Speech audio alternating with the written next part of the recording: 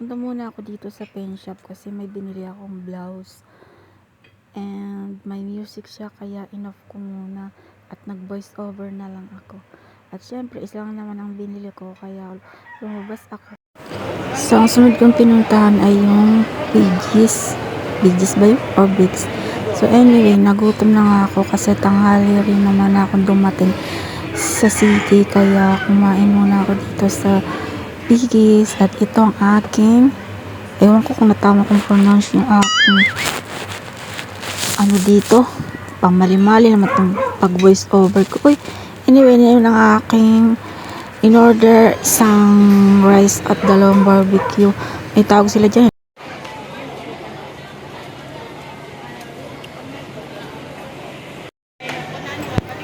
Ayan, after kong kumain, ay napunta muna ako dito sa isang pharmacy. May binili ako. Bumili nga pala ako ng may pinamit para sa aking masakit na braso.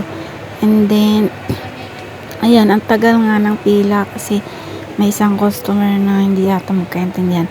Anyway, napunta naman ulit ako dito sa department store at may binili akong paper clip at saka dalawang ballpen.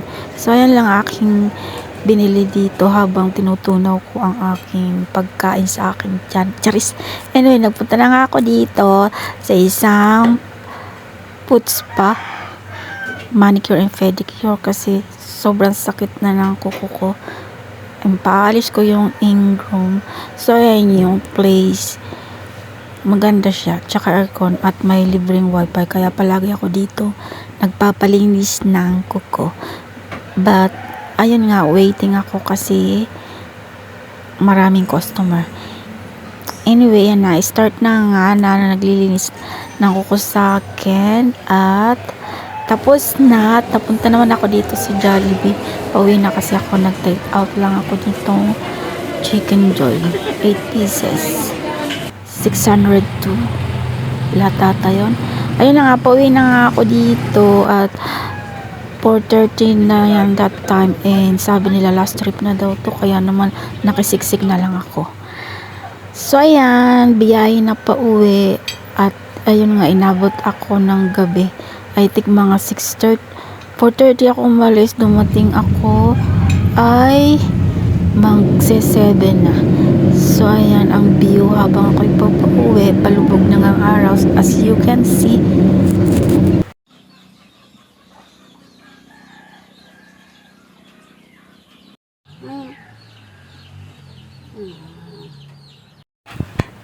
And ayun nga, kinabukasan ngayon naman ay magluluto tayo na sinigang na bisugo. Tama-tama dahil tag-ulan na ngayon at masarap yung ulam na may sabaw. So, yung ingredients ko lang dyan ay simple lang. Meron tayong okra, talong, sibuyas, kamatis, at saka yung pang-asim. Umahit nga pala ako dito nung sinigang mix. So, yan, ready na. At syempre, kakain na ako. At syempre, nagugutom na ako. Ang daming syempre, no? So anyway, yan nga na ulam. Hapon na. Next day na yan. And, ayan, tuloy pa rin ang kain. Naglagay nga rin pala dyan ako ng okra tsaka konting talbos ng kamote. At ang sarap talaga ng kain ko dyan. Pero kinokontrol ko yung aking kanin.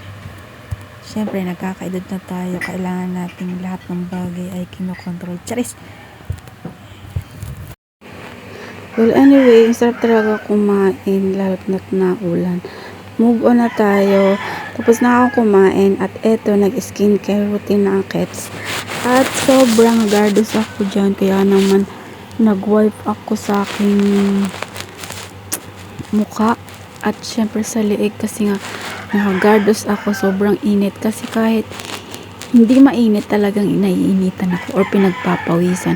Anyway, ang gamit ko nga pala dito ay yung Eskinol toner. Ang tagal na nito eh. Comment down below dyan kung hanggang ngayon gumagamit pa rin kayo ng toner.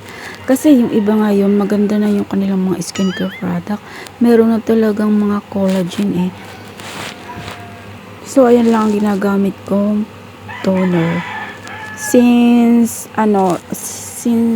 natuto akong mag skincare routine, niya na talagang aking ginamit. Anyway, naglagay nga pala ako dyan ng sunscreen kasi yung sunscreen ay napaka-importante sa ating mga balat, lalong-lalo na sa mukha, para maiwasan yung pagkakaroon ng wrinkles at ma-prevent niya yung pagkakaroon din ng melasma or freckles. Meron nga pala akong melasma at unfortunately hindi na siya naalis kasi ang tagal na. Ilalagyan ko lang siya ngayon ng sunscreen kasi para malesen yung kanyang pagka-visibility ng aking freckles. Anyway, hindi ko alam before kung gaano kahalaga ang sunscreen. Kaya naman 40s na ako nag-start ng sunscreen. At meron nga pala akong ginagamit na isa dito, yung Pecas cream. Sa dami-dami ng mga product na ginamit ko at sinubukan ko para maalis or malasin itong pecas or melasma ko, ay ito lang yung tawag dito, kumbaga hiyang sa akin. Walang iba kundi yung Pecas cream nga. Nilalagay ko lang siya sa gabi kapag ako ay matutulog na. So anyway, yan lang ating for today's video. Siya nga pala, nag voice over ako kung mapapansin nyo. Kasi merong nanood aking vlog. Siya ay from China. Pinay siya. Pinay in China ang kanyang channel. Mag voice over daw ako para naman hindi maging boring. So, ayan. Kaya naman nag voice over na ako. Mag-start na ako mag voice over. Pero dun lang sa mga specific clips. Anyway, ayan nga, patapos na itong video na ito and sana nag-enjoy kayo sa aking video. Thank you so much for watching and see you on my next one. Bye!